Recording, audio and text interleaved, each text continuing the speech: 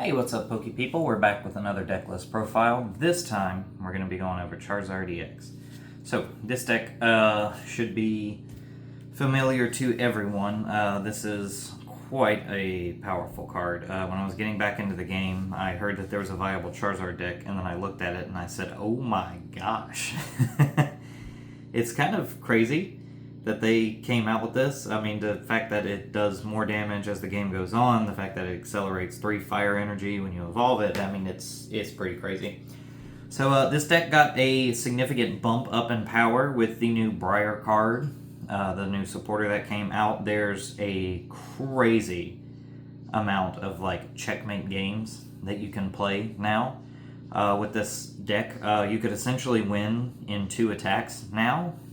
There's a way to do it. It's crazy, but it can actually happen. So let's just go over just the Pokemon first, and then I'll just do like a little breakdown of some of the new things. Charizard wants to be our main guy, so we are playing now a 3-1-4 line of Charizard. So we want to have our 4 Charmanders, we want to have our 1 Charmeleon, and we want to have our 3 Charizard EX. Let's see, sorry. I'm trying to, nice way to lay this out. There we go. We've got these guys. The Burning Darkness for 2 fire does 180, and then it does 30 more damage for each prize card your opponent's taken. So we're going to manipulate the prize cards our opponents take, and then try and take 4-5 prizes in a turn for the game. And to do that, we're going to have a 2-1-2 line of Duskull, Dusknoir. So this is where this combo sort of comes into play. Let's say we take an early 2 prizes, and our opponent is return KOs to take 2 prizes. We now could, theoretically, evolve a Duskull into a Dusclops, and then a Duskull into a Dusknoir with a rare candy. Knock both of these out, our opponents take takes 2 prize cards. They're at 2 prize cards remaining. We spread this damage around. Let's say we take this 13 and we take this 5, this 180, and we put it on a EX and we take 2 prizes. So now we're down to 2 prizes, or we take 2 basic Pokemon out, and that's 2 prizes. Or we just double this up on something and take 1 prize. So now we're at, what would it be, 3. It doesn't matter. The idea is that once your opponent is at 4 prize cards remaining, you can win the game by forcing them down to 2, playing Briar, spreading this damage wherever you want to take whatever amount of prize cards you need, and then attacking with a following Charizard or with a Charizard. And you could take 2 to 3 prizes, but from a 1 prizer, you're taking an extra prize, or a 2 prizer, and you'll be taking an extra prize for 3. So these 2 already out the gate when this card came out in the Shrouded Fable set, everybody was thinking like, oh, these 2 are meant to be together. This is born to be together, and I think it is. But I think Briar is what pushed it over the edge to say like, whoa, what we can do with this is insane. And along with that, to help you with all these things, is Pidgeot EX. I'm playing a 2-1-2 line of Pidgeot EX, and I'll go over why this Pidgeot is in here in a moment. But Pidgeot EX, quick search, busted ability, once per turn, get whatever you want out of your deck. It's insane. We're going to play Rotom for those turn 1 setups. We're going to play Pheasantipity for the obvious draw. We're going to play Luminion so that we don't miss our supporters that we need. And it's just another out for Arven, and we're playing a Manaphy to try and protect our bench as best as we can, because we do have some low HP, like these Pidgeys and Duskulls are only 60 HP, which Dragapult preys on, and we're going to get to the Dragapult matchup. So, this is the Pokemon line. It was quite difficult getting all these guys squeezed in here, because I wanted a 2-2 line of Duskull, I wanted a Pidgeotto, I wanted the 3rd Charizard. It was quite a tight fit. So stadium cards we're going to go over. We're still playing the 1 Collapse Stadium. This is definitely to help counter Terrapagos EX. This is to help counter just anything trying to make use of that Underdark Stadium. So when you bounce that stadium, you want it to hurt an extra bit. This is also good to help us in the Miraidon matchup so that we can knock their bench back down when they're trying to use Raikou to Lightning Rondo us for insane amounts of damage. And then we also have the Great Tree. This is a huge wall of text, so I'm just going to flip it over and read it so I don't get anything wrong. Once during each player's turn, that player may search their deck for a Stage 1 Pokemon that evolves from one of their basic Pokemon and put it onto that Pokemon and evolve it. If that Pokemon was evolved in this way, you could then search your deck for a Stage 2 Pokemon that evolves from the Pokemon and put that Pokemon onto that Pokemon and then shuffle your deck. And then you can't evolve a basic Pokemon on your first turn or a basic Pokemon that was put into play this turn. So basically, you can put a guy down and then you wait a turn, you drop the Grand Tree, and you can just evolve it up into whatever you want. So this is essentially just a rare candy through Stadium evolution. So you can have one of your Stage 3s, you can go grab Pidgeotto and then go to Pidgeot, which is another reason for the Pidgeotto inclusion in here.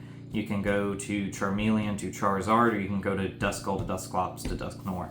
So this Grand Tree is pretty essential package for us to get off our whole Briar strategy. And you can still win the deck without the Briar strats, but that's basically how you're going to be trying to win each turn, because there are going to be events that your Briar's prized, and then you just have to go the normal Charizard route of, okay, do a bunch of damage, play with the Duskull Dusknoirs, and just try and out-swing your opponents. We are playing the 5 Fire Energy. 5 energy is so low in a deck. It definitely makes me nervous playing so little Fire Energy, but that's what the deck does, and if you're nervous about this, you could certainly find a cut for another Fire Energy. It'd certainly make me feel better. I originally had 5 of these and a Mist Energy, and I guess that's might just be a meta call whether you want to put the Mist Energy in the deck or not to protect specific Pokemon or things, but at that point you're essentially using it as like a tool card function because you're not really using the energy to attack, so it's just you're playing an energy for other purposes. So I mean, that's up to you. So with that done, let's go over the supporter line. We are playing, of course, 3 Arven, 3 Iono, 2 Boss, 1 Professor Toro's Research to scoop up any heavily damaged 2 Prizers or an easy pick-off Prizer for our opponent, like Luminian, something like that. And the 1 Briar, which I hope you all at this point are aware of what this card does, and if it's not, you need to get familiar with it. If your opponent has 2 prize cards remaining, you can play it, and during that turn your opponent's active Pokemon, if it's knocked out by a Terra Pokemon, allows you to take an extra prize card. I should be playing 4 Arven in here, probably. I had a really tough time cutting stuff, and I also have like an order of like 8 Arvens that haven't come in yet because I'm proxying them for a few decks because I have like 9 or something, and it's just not enough Arvens. Because it's crazy to me coming back to the game that 4 Professor's Research aren't in every single deck, because back then that was just a must. Like, you played 4 Sycamore, it's what you did. So it's crazy that like there are 4 of cards that don't discard your hand and draw cards. Like, that's wild. But yeah, so anyway, I would definitely, you can make room for a 4th Arven. I probably should or will at one point. I know the card that's in here that I can take out for the 4th Arven. I just really want to test with this card, and we're going to go over it, and I want to see how useful it is, and if it's not, I'll take it out for a 4th Arven. So that's our supporter lineup. Going into item cards, we have our 4 Ultra Ball, our 4 Buddy Buddy Poffin. You want maximum consistency of getting Pokemon down. Like, that's what you have to do. You have to get Pokemon down, you have to evolve them. So you want as many ways to grab those things as you can. So 4 Ultra Balls for your bigger, beefier Pokemon, 4 Buddy Buddy Poffins to get all your basics down. We've got our 4 rare candies so that we can evolve. quickly and get all of our things online. And we're playing 3 Nest Ball again to help with that consistency of I need this, I need this, I need this, I need these Pokemon down. You want to be able to evolve everything as fast as possible, so you have to get them down as fast as possible. We're playing 2 Super Rod for recovery, since we do only have those 5 Fire Energy. We also have Thin Dusknoir lines, so we want to be able to shuffle those back in if necessary. And just any Pokemon we lose along the way, we need to get them back into the deck. We have 2 Counter Catcher. Typically, there's going to be a lot of times, since we are an evolving deck, maybe our opponent takes the first KO, so that once we get rolling, we knock out what we want to, and we start setting up what we want to, because it's going to be very easy to use Duskull and Dusknoir, or Dusclops and Dusknoir to knock out Pokemon, to have our opponents take prizes, to set up damage, to activate our counter catchers, to bring up what we need to KO. This all ties into that Briar strategy and just overall advantage of gusting effects. We are playing a Forest Steel Stone to grab whatever card we want. We can attach it to the Luminion or the Rotom, and that we can use that Star Alchemy ability to just grab whatever we need. 1 Defiance Band.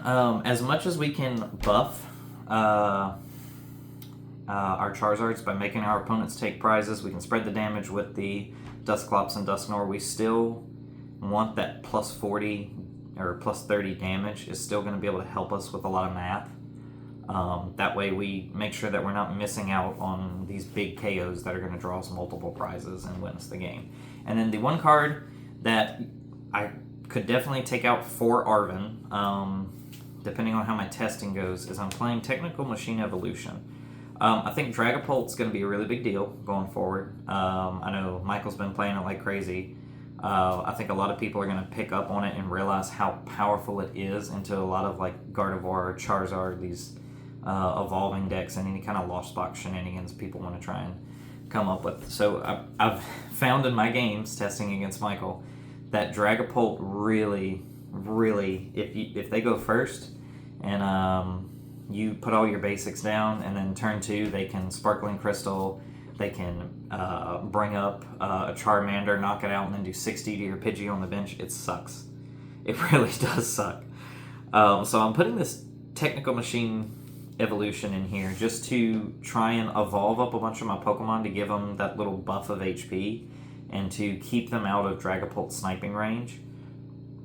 So I need to test some games to see if this is worth having in the list.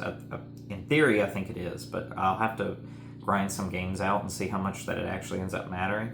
But if that doesn't work out, this can easily become the 4th Arven. But overall, this list is pretty straightforward, and there's not anything crazy outside of this Team Evolution that I'm trying. So it's a pretty standard list. Definitely play some games with it and understand that your overall goal is to take prizes fast, quickly, and to utilize the Dusclops and Dusknoir to activate your counter catchers, to set up the damage in the areas that you need to take those knockouts, and to use Briar to your fullest advantage to come back from a deficit in prize cards to just win the game out from under your opponent. I think this is a really cool deck. I'm going to definitely test with it a lot. I think Charizard and Raging Bolt will probably be like my 2 decks that I'm like playing with the most. I'll probably alternate them, or if I do really well at one tournament, I'll probably carry that deck into the next tournament. But yeah, that's about it. So thank you guys for watching, and I'll catch you in the next deck list video.